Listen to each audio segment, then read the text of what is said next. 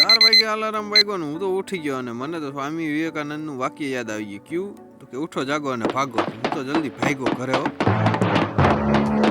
આ બુલેટમાં હું ટંકોરી સંભળાય, આમાં હું ફિટ કરી છે? ક્યારો નો વિચાર કરતો તો મને જ કઈ આને હેડ હુજી ની તમને હુજે કોમેન્ટ કરી દેજો. પછી તો મોટરસાઇકલ લઈને ભાગ્યો વાળીએ, કારણ કે આપણે વારવાનું હતું પાણી. ઘઉં પાસે પૂગ્યો સુંદર મજાનો નજારો દેખાતો હતો. મેં તમને દેખાડી દઉં.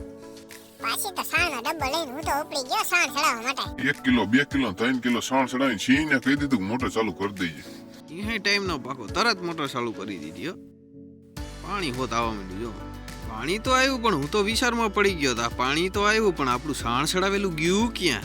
સાણમાં થઈ ગયું કે મારી મસ્કરી કરે છે. તરત આવ્યું પરચો આપી દીધો. આઈ રહ્યો.